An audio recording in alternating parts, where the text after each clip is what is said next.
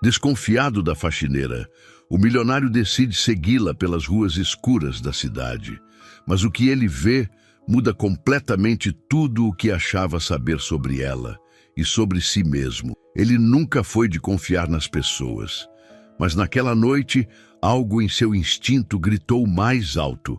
Carlos Martins, um empresário acostumado a números, contratos e controle absoluto, ficou parado diante das câmeras de segurança da empresa, com os olhos cravados em uma única imagem: a faxineira, silenciosa, esquiva e, segundo ele, visivelmente suspeita.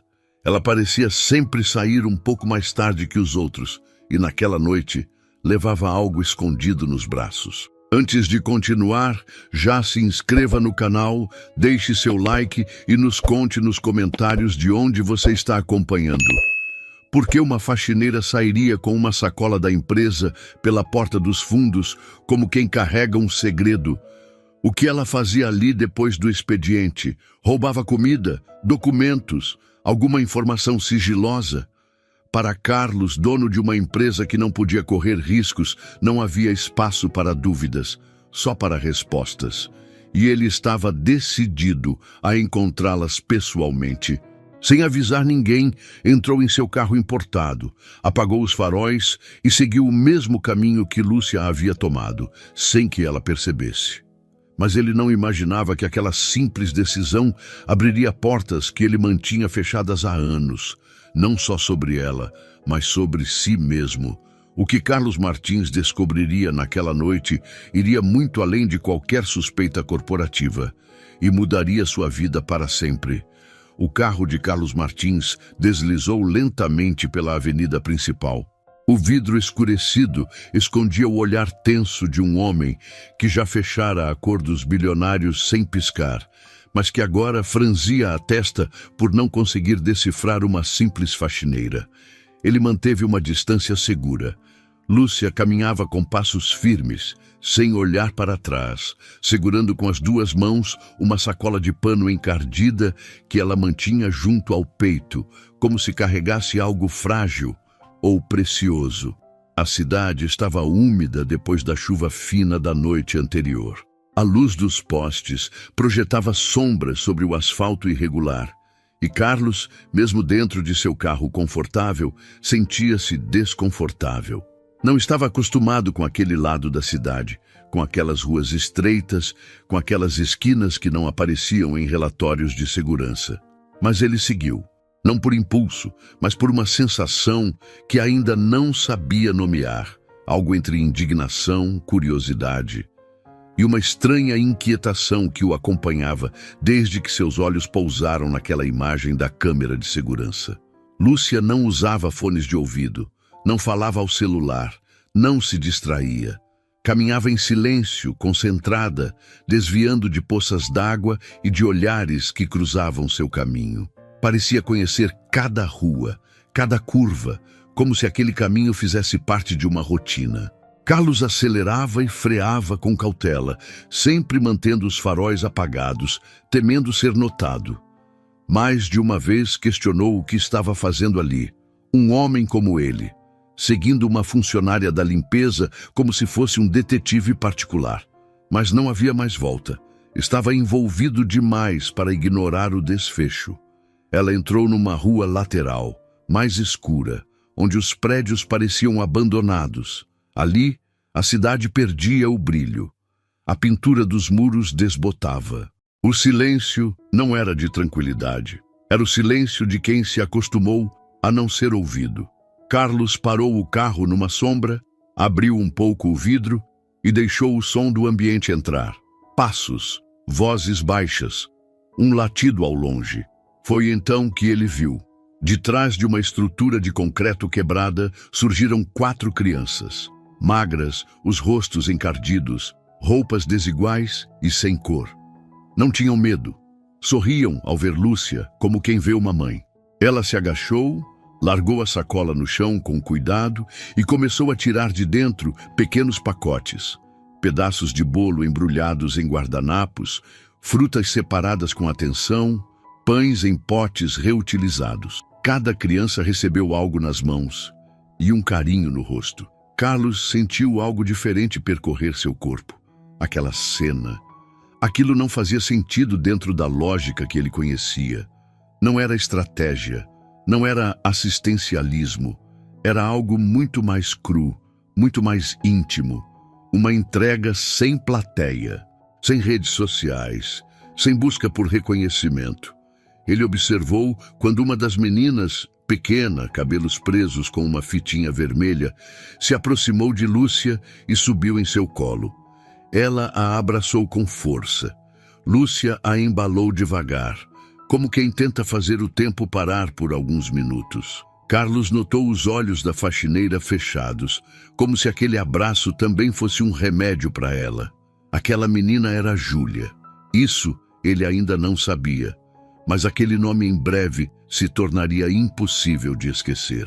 Carlos olhou para suas mãos no volante, firmes. Respirou fundo. Aquilo o afetou de uma forma que ele não esperava. Já havia ajudado causas sociais antes, com dinheiro, com palestras, com presença simbólica. Mas aquilo era diferente. Era silêncio. Era realidade nua. Era entrega por amor, não por obrigação. Seu celular vibrou no console. Era uma notificação de reunião no dia seguinte. Ele ignorou. Por um instante, esqueceu que era CEO. Apenas assistia. E quanto mais via, mais percebia que algo dentro dele estava se deslocando.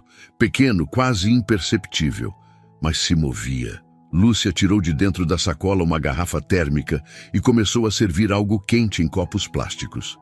Provavelmente chá, talvez café. Distribuiu com cuidado. Sorria com os olhos. E naquele canto esquecido da cidade, ela se transformava. De mulher invisível no corredor de uma grande empresa, a única esperança real que aquelas crianças pareciam ter. Carlos encostou-se no banco e fechou os olhos por um segundo. Não era mais sobre desconfiança, nem sobre suspeitas. Era sobre ele mesmo. Sobre não ter visto antes, sobre quantas Lúcias já passaram por sua empresa sem que ele sequer soubesse o nome, sobre como o poder de mudar o mundo talvez estivesse em mãos mais humildes que as suas. Quando abriu os olhos novamente, Lúcia recolhia os restos com cuidado, limpava o chão ao redor e guardava tudo na sacola vazia. Beijou a testa de cada criança e se levantou. Estava na hora de ir. Nenhuma lágrima, nenhum drama. Apenas rotina. Carlos se abaixou um pouco no banco do carro, escondido, em silêncio. Não queria que ela o visse. Ainda não. Ainda não sabia o que fazer com o que tinha acabado de presenciar. Ele só sabia que aquela noite não terminaria ali e que ele jamais voltaria a ser o mesmo. O relógio marcava quase meia-noite quando Lúcia desapareceu entre as vielas da Zona Norte. Carlos Martins permaneceu imóvel no carro, sem pressa de dar partida. O que havia acabado de presenciar ainda martelava sua cabeça. O peso daquele gesto, tão simples, tão profundo, o fazia questionar tudo o que pensava saber sobre generosidade e sobre ela. Durante anos, ele construiu impérios, negociou com governos, subiu ao topo sem pedir licença, sabia decifrar pessoas, prever intenções, identificar oportunidades. Era respeitado por isso. Mas ali, diante daquela mulher franzina dividindo pedaços de bolo com crianças esquecidas pelo Estado, sentiu-se pequeno, cego e estranhamente vulnerável. Ligou o carro, mas não para ir embora. Decidiu segui-la novamente. Não como quem persegue, mas como quem precisa entender. Lúcia caminhava agora em direção ao ponto de ônibus, com a sacola vazia e os ombros levemente curvados. A rua estava quase deserta, exceto por um ou outro carro passando ao longe e um cachorro magro fuçando sacos de lixo. Ela parou por alguns segundos e tirou da bolsa um pacote de biscoitos, que colocou no chão perto do animal. Depois seguiu andando como se aquilo fosse parte natural do caminho. Carlos manteve uma distância segura, dirigindo devagar. Não queria assustá-la. E, no fundo, não queria ser visto ainda. Precisava digerir tudo, entender o que estava sentindo e o que aquilo mudava. No cruzamento seguinte, ela dobrou à esquerda e atravessou a rua. O ônibus ainda demoraria. Sentou-se no banco de concreto da parada, cruzou os braços e olhou para o nada. Seus olhos não tinham pressa. Aquilo não era uma pausa, era o momento em que o mundo dela se aquietava. Carlos estacionou na rua lateral. Desligou o motor, apenas observou. Era a primeira vez em anos que ele ficava tanto tempo parado, sem checar e-mails, notificações, sem dar ordens ou resolver problemas. Mas algo dentro dele dizia que aquele problema, diante de seus olhos, era o único que realmente importava agora. A lembrança do abraço entre Lúcia e Júlia ainda lhe apertava o peito. Não conseguia tirar a imagem da menina sorrindo com um copo de chá nas mãos. Tão pequena, tão grata. Aquela imagem invadiu espaços que Carlos sempre preferiu manter trancados. Pensou na infância difícil que teve quando sua mãe dividia um prato de arroz entre os 3 filhos e mentia dizendo que já havia comido antes. Olhar para Lúcia era como olhar para aquilo que ele tentou apagar por vergonha. E ver nela a dignidade que sua mãe também carregava o paralisava. O ônibus chegou. Era velho, rangente, com faróis fracos. Lúcia entrou com passos lentos, cumprimentou o motorista com um leve aceno e sentou-se no fundo, ao lado da janela. Carlos ligou o carro e manteve distância. Seguiu o coletivo por bairros que ele nem sabia nomear, até que, após quase meia hora, o ônibus parou em uma rua íngreme de um conjunto habitacional esquecido pela urbanização. Lúcia desceu, ajeitou a bolsa nos ombros e entrou por um portão de ferro parcialmente enferrujado. O prédio era antigo, com tinta descascada e corredores escuros. Carlos estacionou na esquina e permaneceu ali, imóvel. Não havia mais o que seguir, mas também não conseguia simplesmente voltar. Ali, diante daquela realidade que jamais cruzaria com seus caminhos, se não fosse por acaso, Carlos começou a se perguntar quantas histórias como aquela estavam acontecendo ao seu redor, todos os dias, sem que ninguém percebesse. Quantas Lúcias passavam pelos corredores da empresa, invisíveis. Quantas Júlias existiam nas sombras de uma cidade que preferia fechar os olhos. Carlos não voltou direto para casa. Dirigiu sem rumo por mais de uma hora.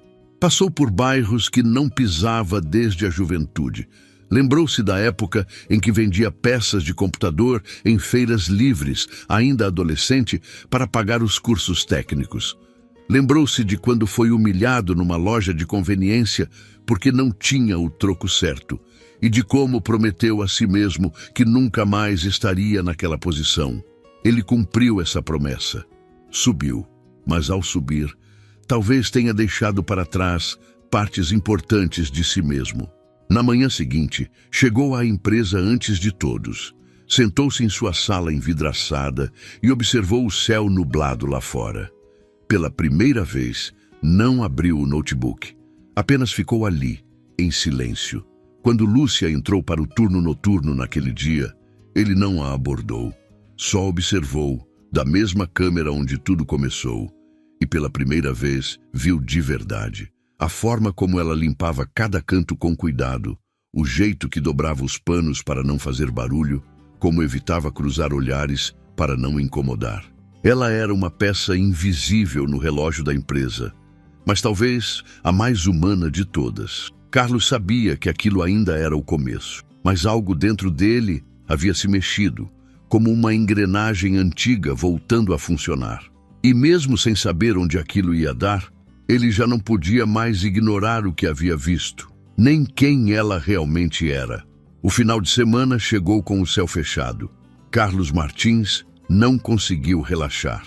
Mesmo dentro da cobertura silenciosa, com as janelas de vidro que davam vista para os prédios mais altos da cidade, algo permanecia aceso dentro dele. Era como uma luz incômoda, impossível de apagar. Passou os 2 dias remoendo a imagem da sacola, das crianças, da menina no colo da faxineira e da pergunta que teimava em surgir quando tentava esquecer. Por que ela fazia aquilo? Na segunda-feira, chegou cedo à empresa. Passou pelos corredores em silêncio, recusando os cumprimentos educados. Seu pensamento estava preso em outra dimensão. Ele já não olhava as coisas da mesma forma. Nada parecia estar no lugar. E Lúcia, que antes passava despercebida por ele, agora ocupava um espaço que ele não conseguia mais ignorar. À noite, ele esperou o momento exato. Viu pelas câmeras quando ela entrou na copa, abriu a geladeira da empresa e começou a separar restos de comida com calma e critério. Repetia tudo como nos outros dias. Selecionava frutas boas, guardava bolos que sobraram das reuniões, empacotava pedaços de pão e preparava uma garrafa térmica com chá. Carlos já não via aquilo com suspeita. Via com respeito, mas precisava entender. Aquilo não podia ser apenas uma ação solta. Havia mais. Ele tinha certeza. Pela segunda vez, decidiu segui-la, mas dessa vez não como um homem movido por desconfiança, e sim por uma necessidade silenciosa de compreender o mundo que ela habitava. Um mundo que até poucos dias atrás ele nem sabia que existia. Lúcia saiu novamente pelos fundos da empresa. A noite estava abafada. Ela seguia o mesmo caminho da semana anterior, andando com a sacola junto ao corpo. Passou pelas mesmas ruas, virou pelas mesmas esquinas. Carlos manteve o carro distante. Já não havia pressa em flagrar nada. Queria apenas ver, queria sentir o que ela sentia, ainda que fosse impossível. Chegaram à construção abandonada. Ela entrou no pátio de terra batida e foi recebida com sorrisos e braços erguidos. As crianças surgiram de trás de entulhos e pedaços de madeira. Algumas ainda usavam as mesmas roupas da semana passada. Uma delas era Júlia, que correu até Lúcia e se pendurou no pescoço dela como se fosse sua própria mãe. Carlos parou o carro um pouco mais à frente e desceu. Não se aproximou. Ficou do outro lado da rua, observando entre os vãos de um portão enferrujado. Aquilo não era um abrigo. Não havia estrutura. Eram paredes abertas, teto improvisado com lonas, cobertores dobrados em caixas de papelão. E mesmo assim, havia ali um senso de lar, mesmo que precário. Lúcia se ajoelhou no chão de terra. Começou a distribuir os pacotes como se estivesse dividindo um banquete. Um a um, cada criança recebia sua porção. Não havia disputa. Todos esperavam com paciência. Júlia ficava ao lado dela, ajudando a separar os copos plásticos e encher com cuidado a bebida quente que Lúcia trazia. Era uma dança silenciosa entre elas. Uma parceria sem palavras. Carlos sentiu o peito apertar, não apenas pela situação, mas pela dignidade. Pela forma como tudo era feito com tanta delicadeza, como se aquelas crianças merecessem mais que caridade, merecessem respeito. Dali, ele podia ouvir algumas risadas, uma brincadeira com a tampa da garrafa, um comentário sobre o bolo. Era pouco, mas ali era tudo. Ele encostou-se ao portão. Por um instante, pensou em ir embora, em dar meia volta e fingir que nunca esteve ali. Mas então viu algo que o prendeu no chão. Lúcia pegou um pequeno frasco de pomada e começou a aplicar no joelho de um dos meninos com cuidado, como uma mãe que cuida do filho depois de uma queda. Aquilo foi demais. Carlos sentiu os olhos arderem e não entendeu bem por que aquilo doía tanto. Foi nesse momento que Júlia o viu. Ela não se assustou, não gritou, apenas ficou olhando. Um olhar direto, calmo, firme. Como se ela soubesse quem ele era, como se, mesmo daquele mundo completamente diferente, ela o reconhecesse. Carlos se moveu lentamente para trás, mas era tarde. Lúcia também se virou, percebendo o olhar da menina. Seus olhos cruzaram os dele. O tempo pareceu suspenso por alguns segundos. Não houve hostilidade, nem surpresa exagerada. Apenas um silêncio pesado entre eles. Lúcia levantou-se, mantendo a calma, com a expressão de quem não sabia o que esperar. Carlos respirou fundo. Por dentro, 1000 ideias se atropelavam. Palavras não vinham. Nada parecia suficiente. Mas ele sabia que não podia mais se esconder. Deu um passo à frente. Eu vi o que você faz, disse ele num tom baixo, quase embargado. Lúcia não respondeu. Manteve o olhar, nem desafiador, nem submisso. Apenas humano. Eu pensei que você estivesse roubando da empresa, continuou ele com vergonha visível no rosto. Mas agora eu entendo que você estava salvando vidas. Ela olhou para Júlia, que continuava em pé, observando, e então de volta para Carlos. Eu não quero nada em troca, disse ela com voz serena. Só faço o que posso. Carlos engoliu seco.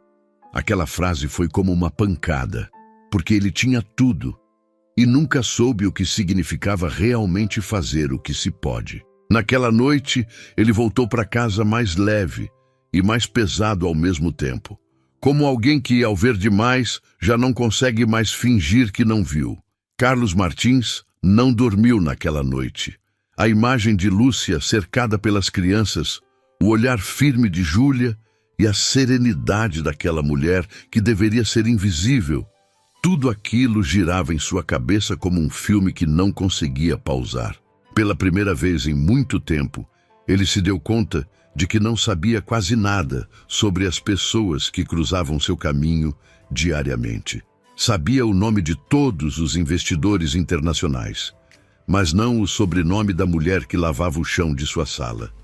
Na manhã seguinte, Carlos chegou à empresa antes do sol nascer. Não abriu o computador. Sentou-se em sua sala silenciosa, observando os reflexos da cidade ainda adormecida nas janelas envidraçadas.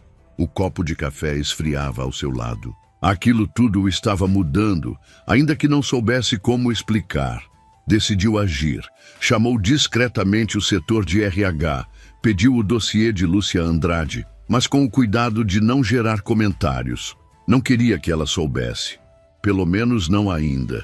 Horas depois, recebeu a pasta marrom sobre sua mesa, simples, fina, 2 páginas, uma ficha de cadastro preenchida à mão e uma cópia do RG.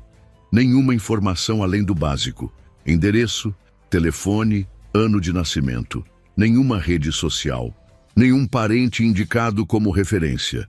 Ele estranhou a ausência de detalhes, e por algum motivo aquilo só aumentou sua necessidade de entender quem ela era.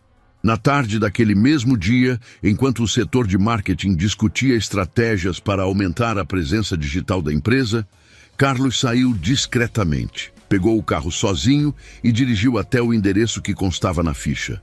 Um conjunto habitacional simples, na Zona Norte. O prédio era velho, mas limpo. Na caixa de correspondência, o nome dela estava escrito à caneta num pedaço de fita adesiva. L. Andrade, 32B. Ele não bateu na porta. Apenas passou, olhou, absorveu.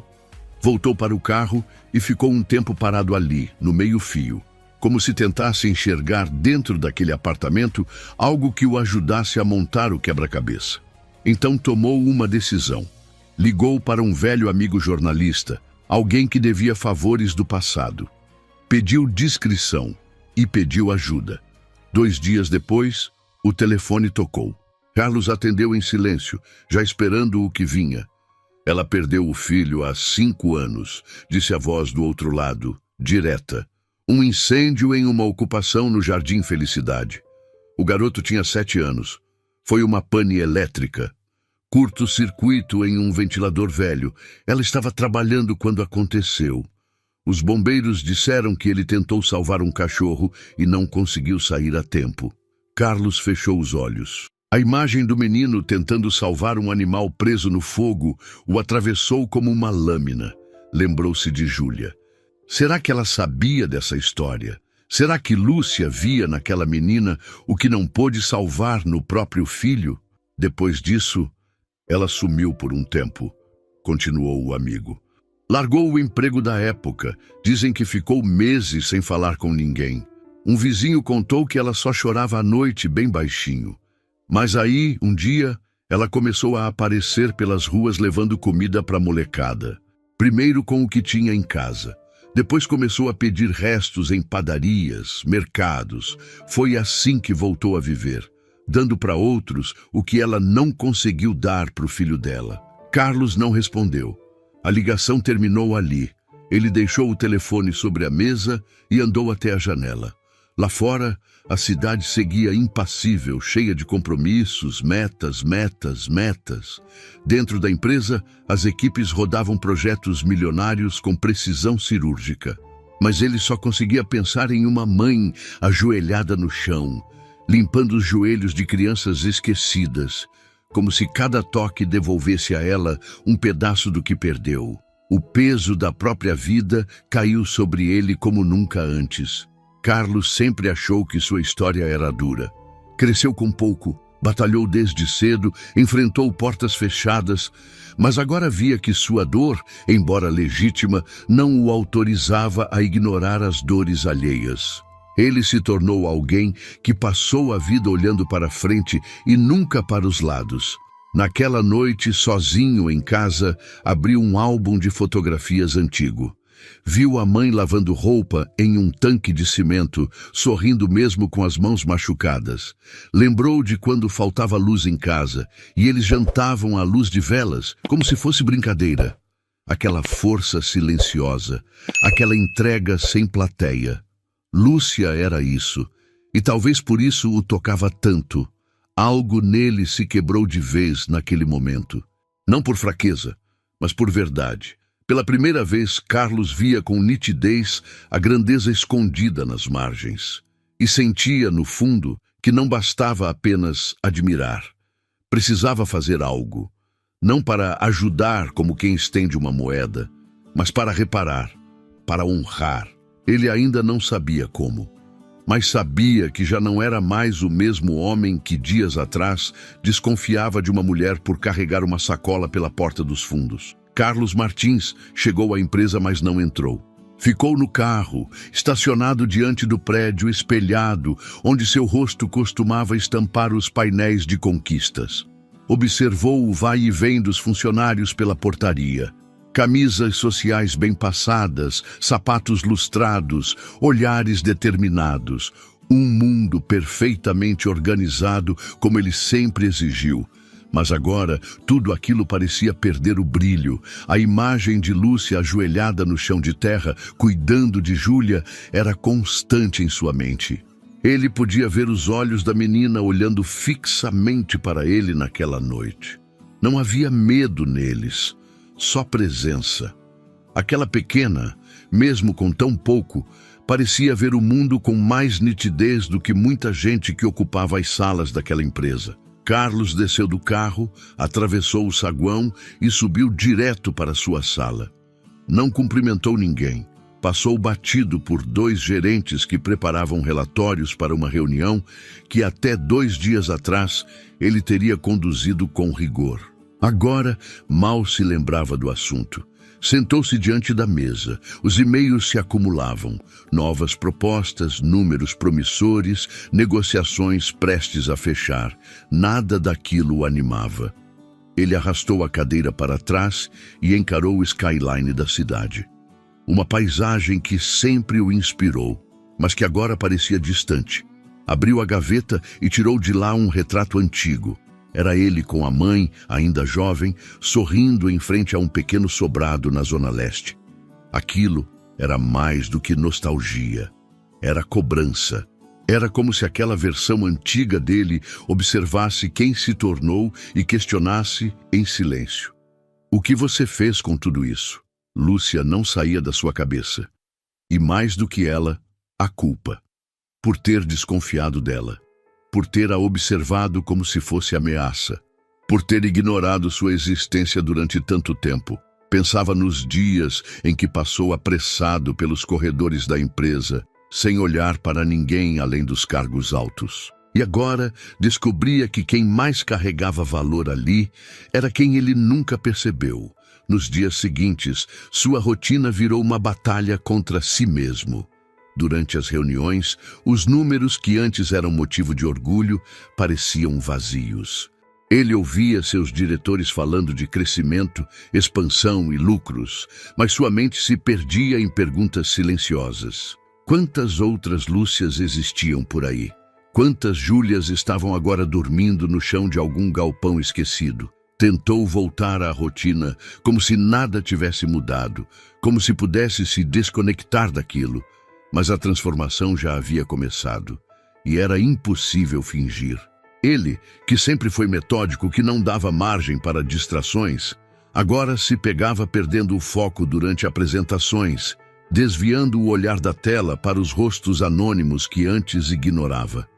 A atendente da recepção, o auxiliar de manutenção, a copeira do café, eram todos invisíveis até então, e isso agora o corroía. Em casa, os espaços luxuosos que costumavam dar prazer passaram a incomodar. O sofá de couro importado parecia frio, a adega cheia era inútil. O silêncio que antes era paz virou um peso. As paredes pareciam amplificar tudo o que ele não queria ouvir, principalmente a pergunta que voltou com força total. O que ele faria com o que sabia agora? Porque Carlos não queria dar um cheque e se livrar do incômodo. Isso ele já tinha feito muitas vezes. Patrocinar eventos, doar para instituições, aparecer sorrindo em campanhas de impacto social. Mas agora era diferente. Porque não se tratava de imagem, se tratava de alma. Numa quarta-feira à noite, ele decidiu caminhar pela empresa depois do expediente. Queria vê-la de novo, não pelas câmeras, mas com os próprios olhos. Desceu pelas escadas, cruzou os corredores vazios e parou perto da copa, onde sabia que ela passaria em instantes. E ela passou, carregando novamente a sacola, o rosto calmo. A mesma postura. Não se sobressaltou ao vê-lo. Apenas parou. Carlos engoliu em seco. Eu queria conversar com você, disse, com a voz mais baixa do que o normal. Lucia assentiu, sem demonstrar desconforto. Foram até a sala de reuniões, onde ele ofereceu uma cadeira. Ela sentou-se devagar, como se não quisesse incomodar o ambiente. Ele ficou de pé, andando de um lado para o outro. Tentava organizar as palavras, mas todas pareciam pequenas. Eu descobri o que aconteceu com seu filho, disse por fim. O rosto de Lúcia não mudou, mas seus olhos se encheram sem derramar. Eu não queria que você soubesse assim, ele completou, sentando-se à frente dela. Mas depois que entendi, eu não consegui mais ficar quieto. Lúcia respirou fundo. Não tem problema, já faz tempo. Mas ainda dói. Carlos ficou em silêncio. Aquela frase o atingiu mais do que qualquer discurso motivacional que já ouvira na vida. Porque era real, porque era simples e porque vinha de alguém que não esperava nada dele. O que você faz com aquelas crianças? Aquilo é muito maior do que qualquer projeto que eu já criei, disse ele por fim. Ela desviou o olhar. Eu só faço o que consigo. Não tenho muito, mas tenho 2 mãos e um pouco de tempo. Carlos sorriu, mas era um sorriso amargo, como quem sabe que poderia fazer muito mais. E por muito tempo escolheu não fazer nada. Ele se levantou, pegou uma pasta preta que estava sobre a mesa e colocou à frente dela. Ainda não era hora de falar sobre o conteúdo, mas era ali que sua decisão começava a se formar. Alguma coisa dentro dele havia se partido. E talvez fosse isso mesmo que ele precisava para finalmente começar a construir algo que fizesse sentido. A pasta preta ficou sobre a mesa por um longo momento. Lúcia não a abriu. Também não perguntou o que havia dentro. Apenas manteve as mãos cruzadas sobre o colo, como fazia quando sentia que o chão podia ceder a qualquer instante. Carlos, do outro lado da mesa, observava em silêncio. Estava tentando encontrar o momento certo, a respiração certa, a palavra certa.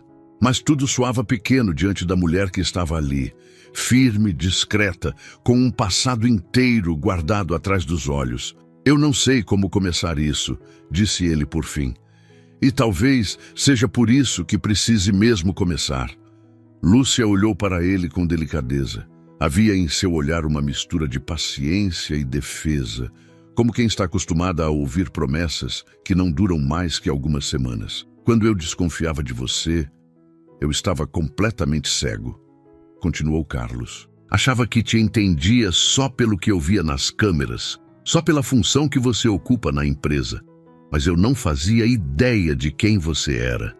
Ela respirou fundo. Por mais que tentasse não se afetar, ouvir aquilo mexia com algo que ela não mostrava a ninguém, porque parte dela já tinha se acostumado a ser invisível, e agora, ser vista de repente era quase doloroso. Não precisa se desculpar, respondeu ela com voz calma. A gente se acostuma a ser julgado. Carlos abaixou os olhos. Aquelas palavras pesavam mais do que gritos. Mas eu preciso sim, porque eu construí uma empresa inteira baseada em eficiência, produtividade e resultados. E deixei de lado o mais importante, as pessoas. Ele empurrou a pasta em sua direção. Isso aqui é uma proposta, uma real, sem pegadinhas, sem marketing, sem contrato de imagem. É para você. Lúcia hesitou. Abriu a pasta com cuidado. Leu em silêncio. Carlos ficou observando seu rosto, procurando qualquer sinal de aceitação ou rejeição. Mas ela não reagia como a maioria das pessoas. Não sorria com entusiasmo, nem arregalava os olhos de surpresa.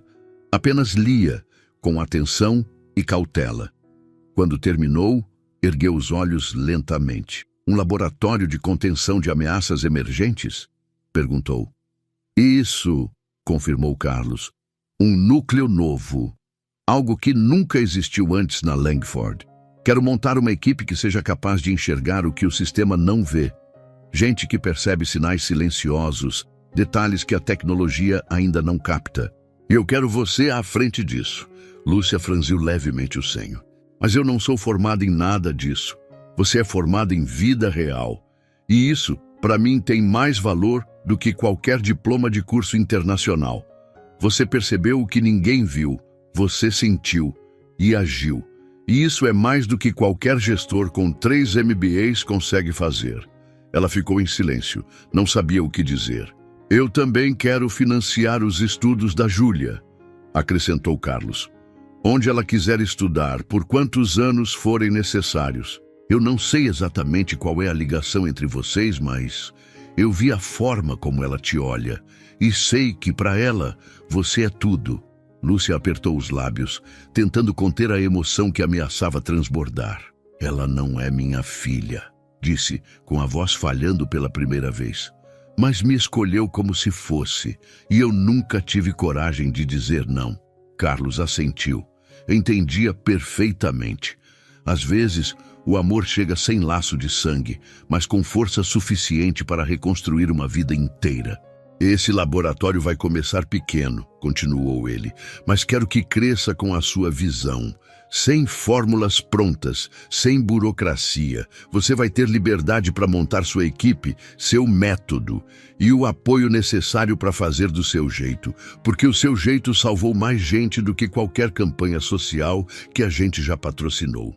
Lúcia baixou os olhos para a pasta de novo, tocou o papel com a ponta dos dedos. Era estranho ser convidada a criar algo novo, depois de tantos anos apenas limpando o que os outros deixavam para trás. Por que está fazendo isso? Ela perguntou finalmente. Carlos demorou para responder. Passou a mão pelos cabelos, olhou pela janela, como se estivesse buscando coragem na cidade. Porque eu estava precisando reencontrar alguma verdade. E você me mostrou isso sem dizer uma palavra. Você me ensinou que talvez eu tenha construído tudo com o foco no lugar errado. E que a revolução que eu procurava não estava no mercado. Estava no olhar de uma mulher comum, com uma sacola de pano nas mãos e um coração gigante escondido atrás de um uniforme. Lúcia não respondeu. Apenas deixou que uma lágrima escorresse. Não por fraqueza, mas por alívio, por ser vista, por finalmente ser ouvida sem precisar gritar. Carlos se levantou. Não disse mais nada. Não ofereceu abraço nem pressa. Apenas deixou a pasta com ela. No caminho até a porta, parou por um segundo. Se aceitar, a gente começa quando você quiser. E saiu. Lúcia ficou ali, com as mãos sobre a mesa, o coração acelerado, a cabeça girando. Aquilo era novo, inesperado, desconcertante. mas também era justo. Pela primeira vez em anos, ela sentiu que talvez não estivesse sozinha e que finalmente alguém tinha escutado o que ela dizia todos os dias, mesmo em silêncio. Lúcia demorou dias para digerir o que estava acontecendo. A pasta permaneceu sobre a mesa da pequena sala que ela dividia com Júlia, ao lado da velha chaleira e de um vaso de plástico com flores artificiais. Toda vez que olhava para aqueles papéis, sentia o coração bater mais rápido. Era como se a vida tivesse lhe entregado uma chave, mas ela ainda não sabia se tinha coragem de abrir a porta. Júlia, atenta como sempre, percebeu. Não perguntava muito, mas observava tudo. Numa dessas noites, sentadas no colchão estendido no chão da sala, ela encostou a cabeça no ombro de Lúcia e disse baixinho: "Ele gostou de você, né?" Lúcia sorriu, mexendo nos cabelos da menina. "Não é isso, meu bem. Ele só viu o que eu faço. Mas ninguém nunca viu antes." Essas palavras ecoaram dentro dela por horas, porque Júlia tinha razão. Carlos Martins não só viu, como reconheceu, e não apenas com palavras bonitas. Ele ofereceu estrutura, confiança, futuro. Na segunda-feira seguinte, Lúcia chegou mais cedo à empresa. Vestia o mesmo uniforme, mas algo em sua postura era diferente. Caminhava com passos mais firmes, como quem já não precisa mais se esconder. Bateu na porta da sala de Carlos, que já a aguardava. "Eu aceito", disse sem hesitar. Ele abriu um sorriso contido, mas verdadeiro. Levantou-se, estendeu a mão, mas Lúcia o surpreendeu com um abraço. Breve, sincero, sem palavras. Naquele gesto havia algo que ultrapassava cargos e formalidades. Era um pacto silencioso entre duas pessoas que entenderam tarde demais que não precisavam estar em lados opostos da história. O novo laboratório foi montado discretamente no último andar do prédio, numa ala que antes era usada como depósito. Carlos fez questão de reformar tudo sem alarde, evitando qualquer exposição. Não queria transformar Lúcia em símbolo.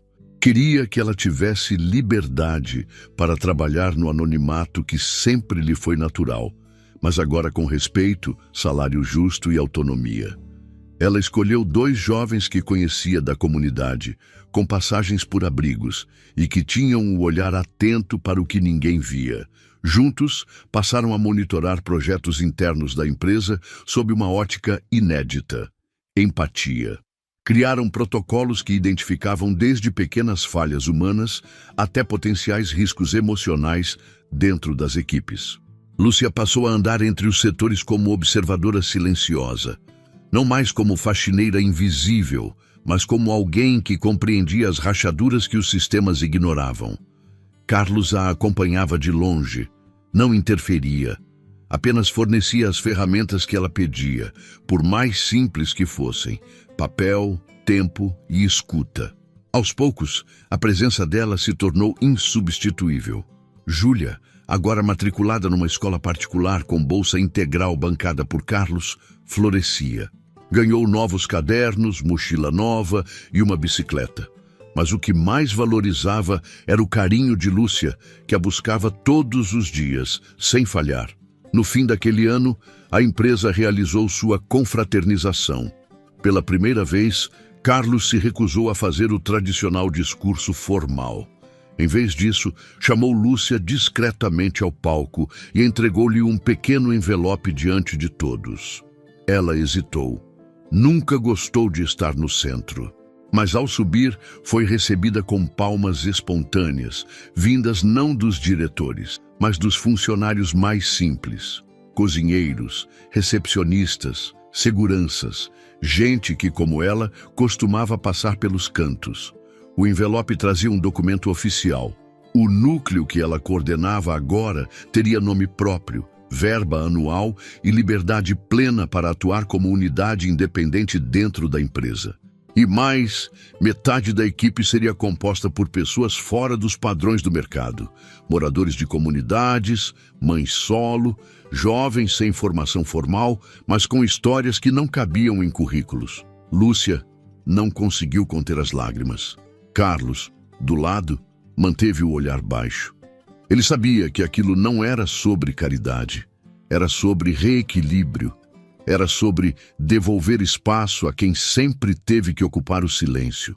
Naquela noite, depois da festa, Lúcia voltou para casa com Júlia dormindo em seu colo dentro do carro. Ao colocá-la na cama, olhou ao redor do pequeno apartamento e percebeu que tudo continuava simples. Mas dentro dela, tudo estava diferente. Ela não havia pedido nada daquilo, nunca sonhou com cargos nem com reconhecimento, mas agora podia olhar para sua história e sentir que não foi em vão.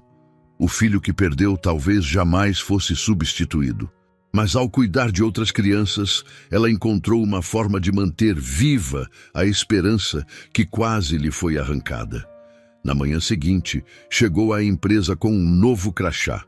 Ainda usava uniforme por escolha, mas agora tinha um crachá com nome, sobrenome e o cargo, coordenadora de análise humana estratégica. Carlos a cumprimentou no corredor com um simples aceno de cabeça. Entre eles não havia mais distância. Havia um elo invisível, forjado em silêncio, respeito e humanidade. E tudo começou com uma desconfiança e com uma sacola de pano que carregava, sem alarde, a prova de que ainda existe grandeza nos gestos mais simples. Às vezes, é preciso ter coragem de olhar além das aparências para enxergar as histórias que o mundo aprendeu a ignorar, porque a verdadeira grandeza quase nunca se veste de poder, mas de silêncio, compaixão e pequenos gestos que ninguém aplaude. Somos rápidos para julgar o que não entendemos, mas lentos para perceber o valor das mãos que carregam o que muitos não teriam coragem de tocar. E é justamente nesse intervalo, entre o julgamento e a empatia, que a vida nos dá a chance de mudar. Não o outro, mas a nós mesmos. Histórias como a da Lúcia nos mostram que até os gestos mais silenciosos têm o poder de transformar vidas.